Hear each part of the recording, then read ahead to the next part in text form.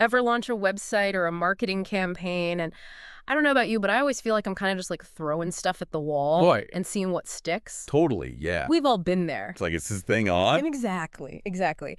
But what if I told you there's a way to actually like turn on the lights and Yeah. actually see what's working and what's not? Ooh, tell me more. Today, we're becoming website detectives. We are diving deep into the world of conversion funnels. It's amazing how much we can learn by simply, like, think of it like digital breadcrumbs Okay. that our audience leaves behind, and we can follow those Yeah. to figure out how people are using our site. It's like X-ray vision for your website. Oh, I like that. I like that. Okay, so X-ray vision. So for those who are maybe new to this whole funnel idea, imagine, I always think of like a real world funnel. You know those, what do you call them? Like for pancakes? Yeah, yeah, You pour the batter in at the top, right.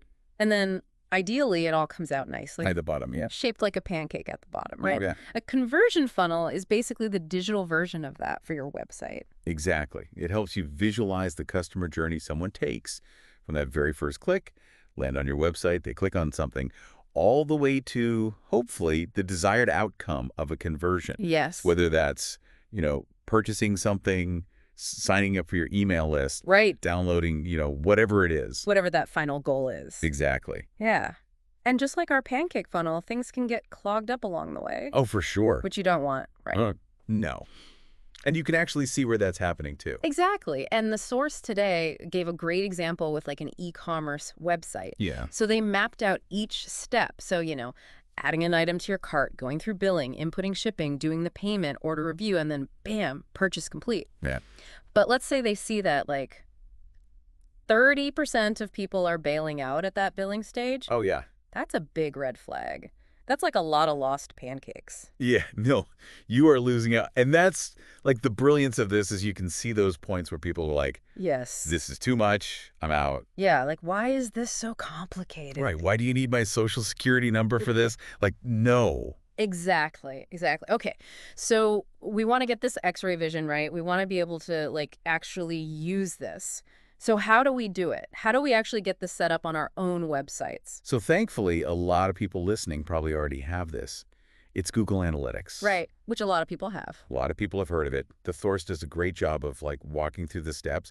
And it's really not that complicated, honestly, to Oh, actually set okay. this up in Google Analytics. It sounds very like technical and difficult, Yeah. but it's really not. Okay.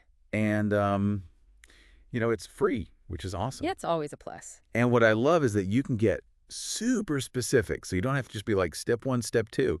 You can say like product page visited or white paper downloaded. You can get as specific as makes sense for your business. It's like creating your own little custom map. Yes. It's like a flow chart for how people are moving through your website. Okay, so you set it up in Google Analytics. You're putting in all the different steps. Can you tell Google Analytics, like, hey, this is actually a conversion. This is like the most important one. Make sure you're tracking this. Yes, that is Yes. like the magic of this. You can say, like, someone landing on, let's say, your thank you page after they've like opted into your email list, you can tell Google Analytics that is a conversion. That's what we're looking for. Or someone, adding something to their cart, but like not checking out. You can like track those different stages and really get specific. So you have control of what success looks like for you. Exactly. Now, one thing I do want to mention is Google Analytics, sadly, does not have a time machine. Right. Which means you can't go back in time, sadly, and see how this would have looked before you set it up. Right. So the sooner you set this up, the sooner you can start gathering this information. It's like starting a new healthy habit or something, Yes. The sooner you start, the better. Exactly. Okay, so we're wrapping up here. And for those listening who are thinking like, okay, this is all really cool, but why does this really matter for me? What would you say is the big takeaway? I would say this allows you to take all that data that we have available, Yeah, which is a lot. which can be very overwhelming, Yeah. but it makes it actionable. So it's not just these random numbers that you're like, I don't know what this means. Mhm. You can see, oh, people are leaving my site at this point. Mm-hmm. And that can give you clues into what's not working. And then you can test different things Oh. and see what improves. Yeah, So it's like you're no longer just like blindly guessing. exactly. You're actually using data. Yes. Data-driven decisions. Okay, I like that. Now, one thing that the source didn't explicitly mention, but I think is a really interesting thing to think about is how could we use all this information, all this data to inform not just our website, but our overall like marketing strategy? Ooh. So something to think about. I love that. Yeah.